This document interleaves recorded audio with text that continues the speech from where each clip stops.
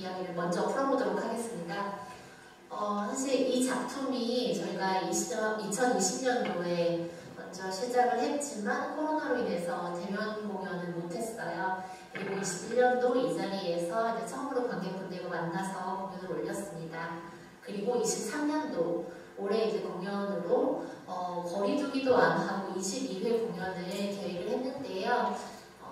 과거 이전에 2번의 공연 그리고 올해 공연으로 오면서 조금 변화된 것이 있다면 한번 먼저 말씀해 주실 수 있을까요? 네, 이게 평범한 질문인 것 같은데 되게 대답하기 곤란한 질문이거든요. 계속 하는데 매번 할 때마다 어떤 차이점이 있느냐 그러는데 사실 지난번 공연하고 이번 공연은 꽤 차이점이 있다고 저는 생각을 합니다. 먼저 배역진이 젊은 배역진이 바뀌었다는 거거든요. 그게 이제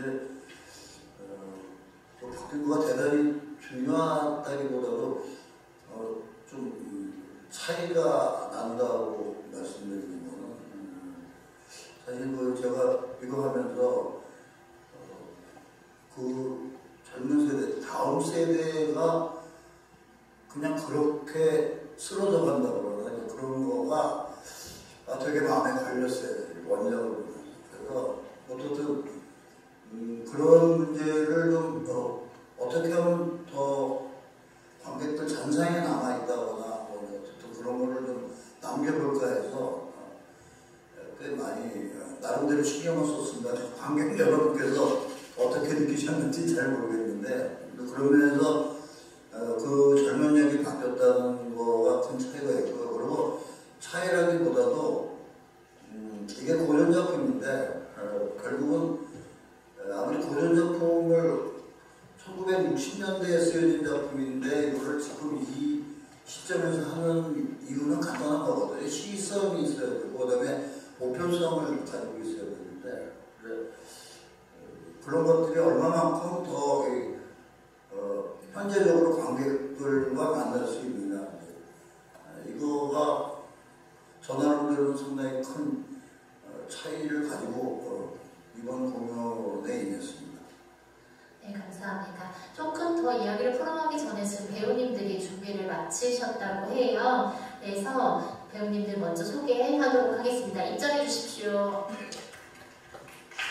네, 박수.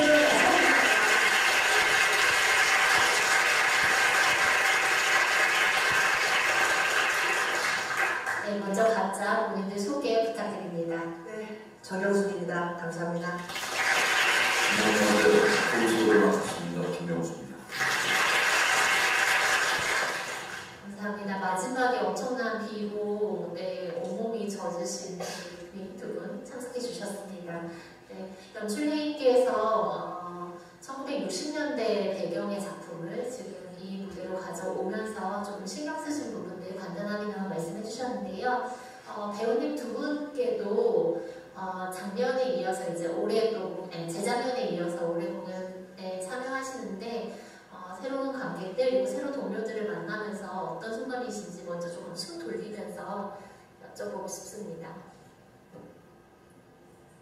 간단한 소감? 예. 재작년에 할 때만 해도 관객분들이 지금 이렇게 계시는 것보다는 좀 적었죠. 거리두기를 해야 돼서 뛰어앉으시고 그때 정말 관객분들의 용기에 그런 와중에도 이렇게 여기까지 먼 발걸음을 하셔서 공연을 보러 오신다는 용기가 정말 너무 감사를 드렸어요. 그러면서 어쨌든 조심조심하며 공연하다 보니까 많은 생각은 잘 안 나요. 하여튼 애썼다는 생각 드는데 하여튼 올해는 또 일단 젊은 배역이 좀 바뀌었습니다. 네, 그래서 조금 또 색다른 그런 완성을 아마 보셨을지 모르겠어요. 여러분들께서. 저희도 하여튼 이번에 좀 더 새로운 마음가짐으로 절대 한 번 공연했다고 해서 거기에 휩싸이지 않고 새로운 마음으로 처음 완성을 보시는 분들에게 좀 많은 걸 안겨드리려고 하여튼 나름대로 애썼습니다. 이쁘게 봐주십시오. 저도 1년 반 전에 할 때와 좀 마음가짐도 달라졌고 제 연기도 살짝 좀 틀려진 것 같아요. 물론 우리 이제 연출 선생님의 또 새로운 어떤 디렉션도 있었고, 그리고 일단 이제 캐스팅이 젊은 친구들이 이제 많이 바뀌어서 거기에 대한 또 리액션도 많이 바뀐 것 같고, 전현직을 하면서 어떤 새로운 어떤 모성애 그리고 그런 거에 가장 저는 중점을 둔 것 같아요. 이번 작품에서는. 네, 감사합니다. 네, 감사합니다. 그러면 여러분들께서 카톡방에 올려주신 질문을 좀 이어나가 보겠습니다. 일단 두 분께서 그리고 또 많은 분들이 물을 사용한 것에 대한 질문을 하셨는데요. 네, 실제 물을 사용한 것 그리고 이렇게 어마어마하게 많은 양을 사용한 것, 타연극과 달리 물을 사용한 것 등등 이게 굉장히 큰 차별점이라고 할 수 있는 것 같은데 연출할 때 가장 신경 쓰셨던 부분은 무엇인지 궁금하다고 합니다. 네, 물.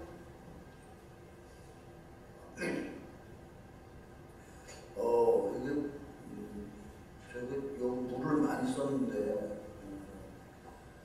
그 원래 원작에는 이런 장면이 없는데 이제 저희가 각색을 하면서 또 각색된 대본에서 이건 없는데 어떻든 연습하면서 다시 이렇게 여러 가지 생각을 하면서 이렇게 하게 되는데 사실 그 마지막 장면이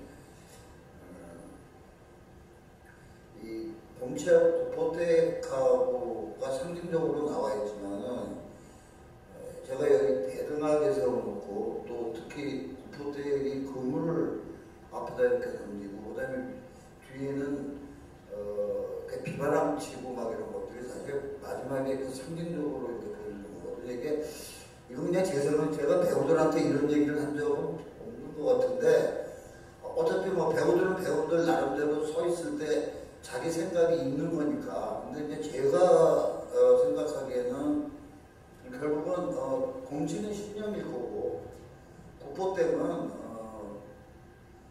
어떤 소망, 붙들어 가고 싶지만은 어떤 그 자식을 다 이렇게 어떤 그런 그 소망이 결국은 안 되는 거, 대립되는 것 같지만 그 그물이라고 하는 게 결국은 그물에 걸린 것처럼 어떤 이 숙명적인 또 그 삶이 계속 될 수밖에 없는 그런 거. 그리고 그 이 뒤에 비바람 치고 막 이러는 건 여러 가지 살아온 역경과 또 여러 가지를 거기 포함하는 그런 장면이기 때문에 그렇기 때문에 이제 그런 장면을 만든 거거든요. 사실 제 욕심에는 비가 더 많이 해가지고 다 엎었으면 좋겠다는 생각이지만은 뭐 연출을 맨날 그냥 그림만 그리다 마니까 그런데 어떻든 그런 걸 쓰는 사실 저는 그게 좀 숙명적인 장면이라고 그냥 저는 생각을 했습니다. 네, 연출님께서 물을 사용한 것에 이어서 마지막에 이제 구포대기 공책에 그물을 던지는 것의 상징성까지 같이 말씀을 해주셨어요.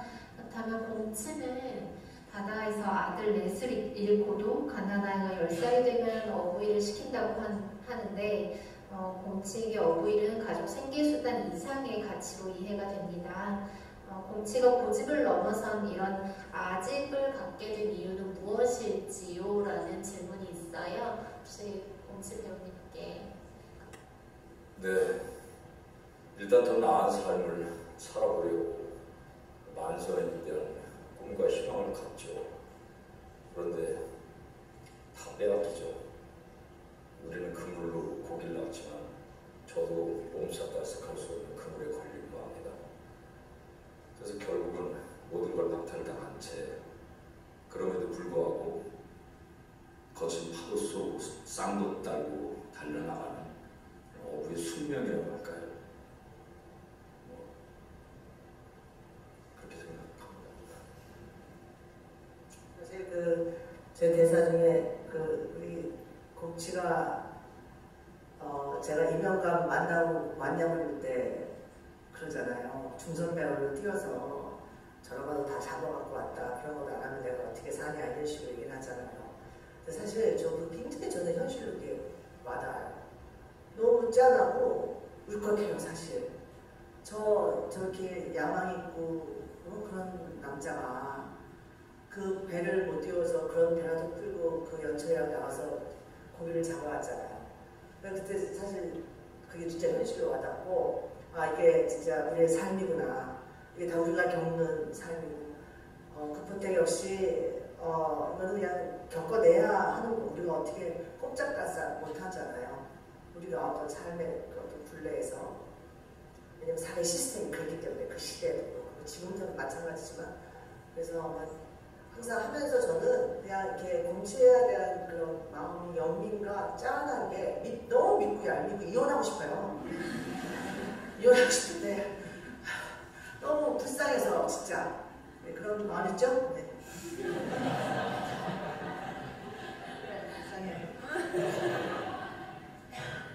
네, 지금 배우 두 분이 말씀해 주셨는데 질문 중에 마지막 장면 방금 그 이제 그물 얘기도 나왔는데 구포택이 공책이 그물을 던지는데 배우 두 분은 그 장면을 어떤 감정으로 어떤 생각으로 연기를 하시는지 굉장히 너무 임팩트가 있다 보니까 그렇게 네, 질문도 있는데 조금 덧붙여 주실 말씀 그래서 저는 간단해요. 저는 그냥 너무 싫고 막 너무 구질구질하고 진짜 나도 죽고 싶지만 그냥 다시 한번 이 사람의 편이 되는 거죠.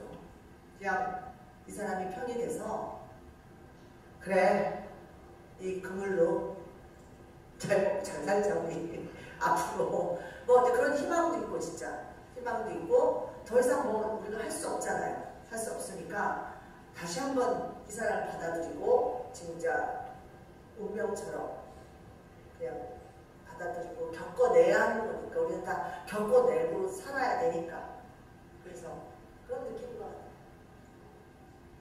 네 맞습니다. 살아내는 거죠. 그래서 신념과 그 숙명을 받아들이면서 원작에는 이렇게 격정적인 마지막 장면을 알렸어요. 그래서 굉장히 평온한 어느 한낮 같은 분위기에 마라톤에 앉아서 거기서 구포택이 턱하니 그물을 던지고 얼굴에다가 공처럼을 향해서 던져다가 툭 하고 떨어져서 그걸 바라봐요. 그러니까 계속되는 지난한 삶이지만 나에게는 그게 숙명이고 내가 버티고 살아내야 할 곳은 끝이 아닌 바다라는 그런 것입니다.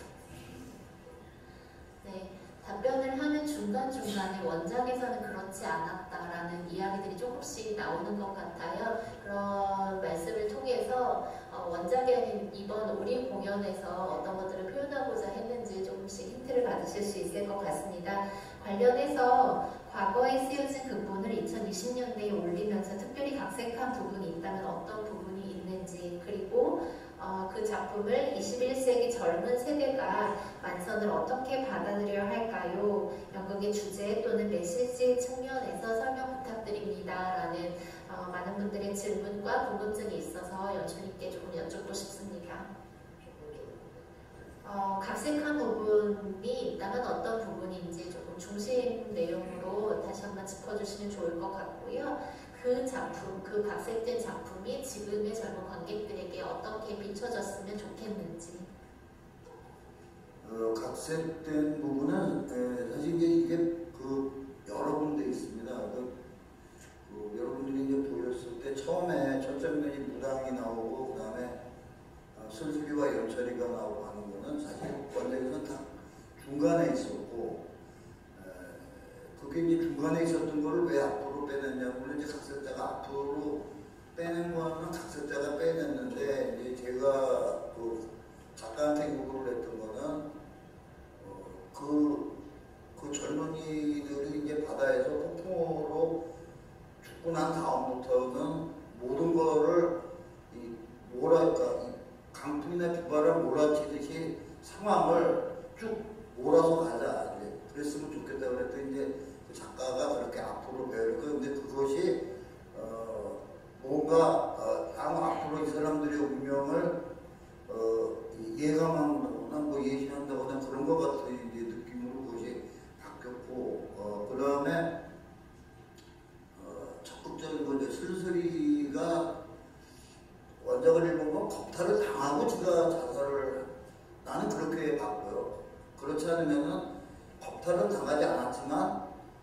그 직전이 어떻든 여기서 이렇게 살 수는 없다 해서 이 자살을 그 목매에서 이제 자살을 하게 되는데 그러고 이제 대본에서 그 대사는 거의 뭐 비슷합니다만은 이제 특히 보때에게 주문을 하는 그 인물이라고 그럴까요? 그런 것들은 상당히 많이 다릅니다. 그게 이제 요약해서 말씀드리면은 스스리 같은 경우는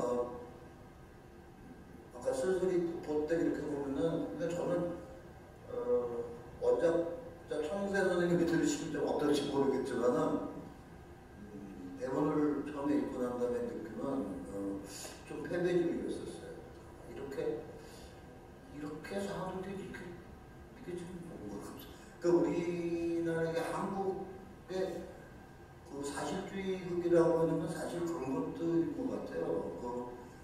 부포대비 예를 들어서 부포대비 자식들의 중도 다 내 죄라고 얘기하고 그다음에 도사리가 할 때 가지 말라고 하는 거 불길한 예감 이런 것들은 우리나라에서 이제 그 특이할 만한 그런 이 모성관인데 이런 것들이 그래서 아마 이게 한국의 사실주의라고 이렇게 된 것 같아요. 그런 것들 때문에. 그런데 스스리 같은 경우에는 이제 그렇게 해서 여기서 이렇게 되는데 이게 과연 이게 우리가 이렇게 그냥 이걸 한이나 혹은 참고 사는 것이 미덕인가 이게 과연 어떤 건가 그래서 사실 바꾸게 된 거죠. 스스리 그렇게 하고 그다음에 과거에는 남선을 했던 그런 공연은 제가 뭐 본 적이 없습니다만 원작 대본을 읽으면 느낌이 공치의 아주 고집 신념도 있지만 굉장히 고집과 그다음에 부포대기 도저히 그 벽을 넘어갈 수 없으니까 그 상황에 순응하는 것 같은 거로 그래서 이제 그 여인의 그 막 이런 것도 이렇게 됐는데 그건 그 시대에는 그것이 가능했는지 잘 모르겠습니다만은 저도 사실 그 시대에 그렇게 영어를 배웠습니다. 그래서 지금 몇십 년 만에 다시 돌아와서 이 작품을 하게 되면서 이렇게 돌아다 보면은 과연 이게 동시대적인 어떤 그런 이것이 과연 우리에게 지금 이 시대에 주는 게 무엇일까라는 그런 생각을 좀 하게 됐죠. 그래서 정경준 씨가 여기가 굉장히 어떨 때 보면은 거칠기도 하고 섬세하기도 하고 그런데 얌전한 스타일은 아니거든요. 그래서 사실 그런 면들이 제가 생각하는 부포대에게 훨씬 접근할 수 있지 않을까 이제 그렇게 생각을 했죠. 그럼 뭐 역시나 좀 조신하게 해라 그래도 말 잘 안 듣고 그런데 사실 그런 면들이 좋았어요. 제가 조신하게 해라라고 하는 거는 너무 그렇다고 너무 나대는 것도 문제가 있다 이제 좀 그런 뜻인데 하여튼 뭐 그래서 제가 생각하는 거하고는 이렇게 잘 맞아떨어진 것 같아요. 그런 것들이 이제 각색을 하는데 그런 배경이 됐고요. 그다음에 두 번째 잊어버렸는데 그걸 통해서 지금 21세기 지금의 젊은 관객분들이 무엇을 가져갔어요? 이게 뭐냐면은 이제 어떤 거를 극대화시켜서 과연 그 극대화가 지금 관객과 만날 수 있는 지점이라고 저는 생각을 했습니다. 그래서 이 부를 축적한 사람, 여기 선주나 그다음에 범세나 이런 쪽이 가지고 있는 그러니까 일종의 기득권자들이죠. 이 사람들이 과연 공치의 고집 때문에 과연 이것이 이렇게 된 건데 저는 그것만이라고 생각은 하진 않습니다. 결국은 이 사람의 고집을 만든 것도 그런 억압된 구조고 이런 거가 이것이 이렇게 만들어졌다. 그런 거와 그다음에 이 젊은 세대가 이걸 이어가지 못하고 여기서 이렇게 다 쓰러져 가는 것들이 과연 이런 것들을 어떻게 좀 관객들한테 좀 이렇게 상을 남게 해야 그래서 그런 면들이 관객과 만나게 되는 거지. 여기서 그 범죄 이렇게 하는 것도 우리 제가 듣기로는 관객들이 되게 통쾌해 한다고 그러는데 통쾌하죠. 벌을 받아야 되니까. 그런데 우리 사회에 있어서는 안 될 것들이 결국은 이렇게 아직도 존재하고 있다는 거에 대해서 지금 관객과 만날 수 있는 거 아니야. 이게 고전이지만은 그래도 배경만 그때일 뿐이지 사실 이야기 자체는 현재 우리와 다르지 않다라는 뭐 이제 그런 것들을 좀 말씀드리고 싶었습니다.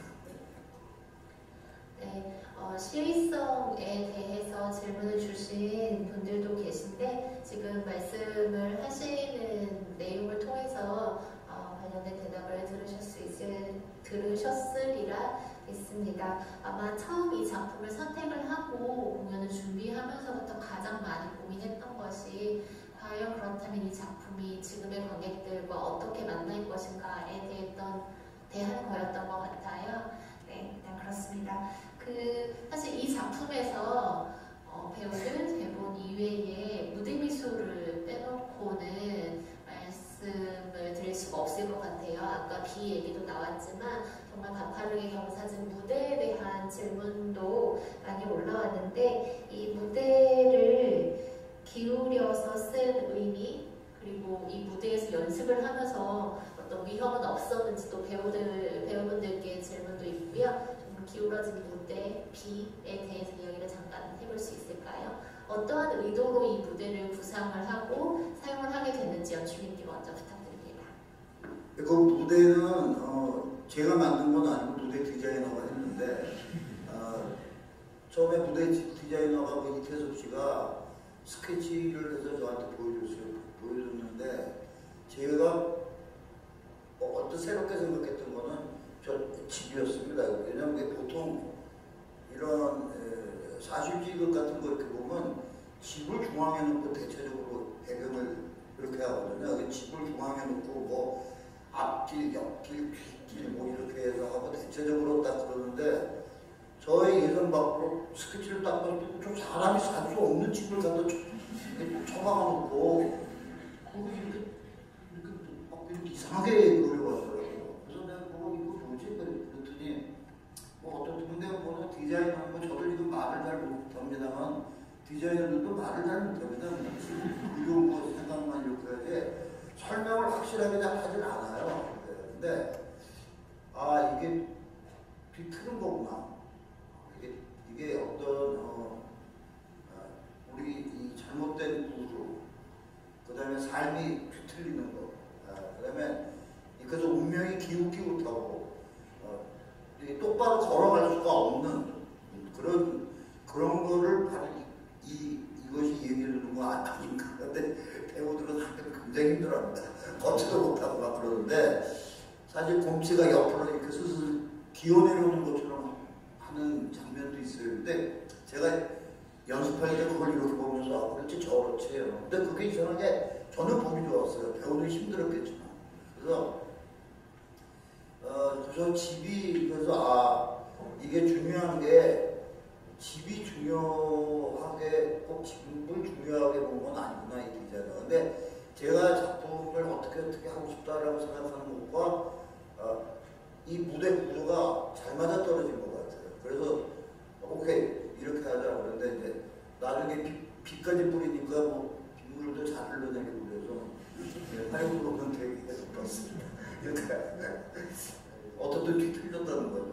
우리 마음대로 살기가 너무 힘들다는 걸 얘기하는 것 같아요. 힘든 거는 배우들이. 네, 배우들 많이 힘들어요. 근육운동 이 무대를 통해서 열심히 하고 있고요. 저 계단 뒤에서 올라올 때 한번 이렇게 운동 푸시업 좀 하고 그러고 올라오고 있습니다. 네, 그래요. 뭐 큰 사고 없었습니다. 다행히. 그리고 전에보다는 조금 이게 낮아졌어요. 그전에는 한자 정도, 한자 차가 그 정도 높았어요. 이게 더. 그래서 밑에 공간이 좀 있었던. 그렇게 해서 경사가 있어가지고 굉장히 더 가파른 느낌이었고 또 지금보다도 훨씬 더 위태로움이 느껴지는 이 집이었어요. 그래도 많이 좀 수월해진 것 같아요. 맞아요. 수월해지고 이렇게 익숙해져서 허리가 되게 아프더니 한 1년 반 전에는 지금은 뭐 이렇게 많이 아프지 않아요.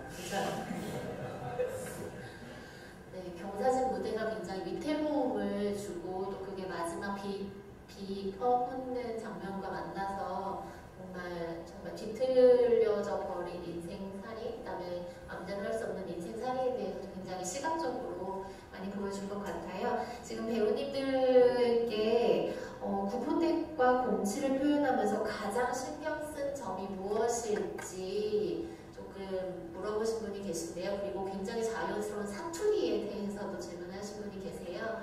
그것과 관련해서 캐릭터 그리고 사투리와 관련해서 조금 말씀해 주시면 좋을 것 같습니다. 일단 뭐 그게 잘 표현됐는지 모르겠는데 어쨌든 그 어글스의 투박함과 또 나름대로는 신명 그리고 숙명에 대한 이야기다 보니까 그런 무직스러운 면에 일단 초점을 맞췄습니다. 그래서 어떤 주변에도 굴하지 않고 나만의 삶을 살아내려고 하는 그런 무직스러움에 일단 포커스를 맞췄고요. 뭐 저는 뭐 이런 남자랑 살면 정말 어떻겠어요. 먹고 사는 거 아이들 다 건사시키려고 하는데 맨날 다 그냥 죽이고 들어오고 혼자만 살아서 돌아오고. 그러니까 뭐 저는 일단 그 모성애 때문에 저는 그걸 수긍하고 살려니까 약간 미쳐버리는 것 같아요. 그걸 내가 반항하고 뭔가를 했으면은 사실 미치지 않죠. 근데 그걸 수긍하고 이렇게 살아야 된다는 어떤 나의 어떤 그런 게 있기 때문에 그냥 이제 나중에는 그렇게 돼버리는 건데 일단 모성애죠. 그 자식을 잃어버린다는 거 상상할 수가 없잖아요. 여러 명을 잃어버리는. 그렇지만 그걸 받아들이고 살아야 되는 그 또한 너무 그렇죠. 비극이죠. 그리고 사투리는 저희 이제 배우죠. 아무래도 이제 그쪽 분들 남부 사투리라고 그러죠. 그래서 이제 그분들 이제 제 주변에 있는 그렇게 해서 이제 배우고 그다음에 조금 더 이제 극적으로 표현을 하기 위해서 조금 이제 말투라든가 이런 걸 조금 더 다듬기도 하고요. 하여튼 뭐 일단 기존은 그런 도움을 받습니다. 그렇게 한 후에 이제 저희가 조금 더 드라마틱하게 표현할 수 있는 방향으로 해서 조율을 좀 하죠. 저도 그 남도분한테 배웠어요. 배워서 그 1년 반 전에 열심히 배워서 같이 이렇게 읽고 그래서 조금 지금은 좀 익숙해진 것 같아요. 네. 아마도 배우님들께 드리는 마지막 질문일 것 같아요. 모든 자식들이 생을 마감하는 한울적인 상황에서도 남은 구포댁과 공치가 다시 견뎌서 살아갈 수 있는 희망이 있을 것이라고 생각하시는지, 또 이번 연극에서 그 희망을 관객들에게 보여주시려는 어떤 의도가 있었는지 궁금합니다. 라는 질문이 있습니다. 오셔서 어떻게 느끼셨는지 모르겠어요. 네, 배우님. 저는期望이 없어요. 그렇다고 절망도 하진 않습니다. 그냥 살아내려고 버티는 거죠. 그러니까 뭐 우리가 미래를 모르잖아요. 근데 또 어떤 일이 있을지도 모르고 그냥 우리는 그냥 살아내야 돼요. 우리 둘이서 또 살아내야죠. 우리 다 그렇잖아요. 뭐 살아내야죠. 뭐 불행하다고 계속 불행하다 할 수는 없으니까. 네. 연출도 가질지도 몰라요. 그렇지. 아니, 너는 뭐 안 해. 연출님도 그냥 버티고 살아내는 거라고 생각하시나요? 뭐 저는 구포택이 아니니까 어떻게 살지 모르겠습니다. 그러니까 이게 어쨌든 그 예술이라고 하는 게 항상 시대를 접하고 있어야 된다고 생각을 하거든요. 그러니까 지금 이 두 배우가 얘기하는 게 사실은 이게 사실입니다. 보통 그렇게 살고 있으니까. 그렇지만 예술이 전하고자 하는 거는 그것이 아니라 예컨대 이제 극장 같으면은 이걸 가지고 관객과 대화를 하는 것이지 이것은 이것이다라고 하는 건 아니고 그러니까 배우는 그렇게 해요. 배우는 여기서 그렇게 해야 되지만 작품이 주는 메시지는 관객과 대화 그런 면에서 저도 연출을 하지만 연출의 역할이 과연 무엇을 해야 되는가 고민이 있습니다. 작품을 할 때. 그거는 어쨌든 저는 이 작품에서는 그걸 가지고 그런 고민을 안고 하는 거고 그리고 만선의 의미는 다 다르듯이 이 만선이라고 하는 게 그렇게 꽉 찬 게 진짜 좋은 건지 잘 모르겠어요. 그래서 항상 그 과해서는 안 되는 건데 결국 이 작품에서는 과하는 거를 바라잖아요. 과할 수밖에 없는 상황. 또 그렇게 해서라도 자기들의 위기를 벗어나려고 하다가 좀 이렇게 문제가 생기는 거, 이런 사태가 벌어지는 건데 이런 것들이 결국은 이 사람들에 의해서 그렇게 보여지는 거예요. 그게. 그래서 그냥 맨 끝에 장면에 공치가 배를 가르고 말 거요라는 그 대사를 맨 끝에 그거를 그거는 사실 제가 말씀드린 거에 이어서 말씀드리자면은 그게 뭐냐면은 지금 이렇게 얘기를 하는 이런 사람들이 그냥 정직하게 자기가 정직하게 사는 사람들에게 이런 불행한 일이 이런 불이익이 있어서는 안 되겠다라는 그런 제 나름대로 이제 그런 뜻이었어요. 그래서 끝까지 그래서 이제 공치의 신념 고집 신념 그러는 건데 이제 그런 것들이었습니다. 네, 사실 연출님께 마지막 질문으로 공치의 집착인지 신념인지 알 수 없는 만선에 대한 질문이 있어서 여쭤보려고 했어요. 네, 자연스럽게 연출님이 말씀해 주신 것 같고요. 현재 여기 카톡방에서 관객분들이 서로 질문하고 답을 하기도 하시는 것 같아요. 네, 아주 좋습니다. 고전의 재미가 있어서 좋았다는 말씀도 있었고 또 배우님들 마지막까지 안쓰럽습니다. 감사합니다라는 인사를 전하신 분도 있습니다. 슬슬이가 깬 항아리는 소품용으로 제작한 항아리 맞습니다. 네, 사실 저희가 자리를 슬슬 정리를 해야 할 것 같은데요. 이렇게 질문, 나 이거 꼭 해결해야 되는데 하는 거 있으시면 저희 홈페이지에 Q&A 게시판이 있습니다. 거기에 올려주시면 저희가 다시 한번 열어보고 답변을 드리도록 할게요. 일단은 더 많은 이야기를 나누고 싶지만 이렇게 해서 정리를 하고요. 저희가 수어 통역, 음성 해설, 그다음에 한국어 자막, 그리고 이동 지원까지 함께하는 배리어 프리 회차가 3월 30일부터 3회차 준비되어 있고 만선은 4월 9일까지 곧 명동예술극장에서 관객분들을 만나려고 합니다. 끝나는 날까지 많은 관심 가져주시고요. 긴 시간 이 자리에서 함께 해주셔서 감사합니다. 저희 이제 좀 위태로운 무대에서 배우분들하고 연출 선생님은 보내드리려고 하고요. 저희 같이 일어나서 인사드리고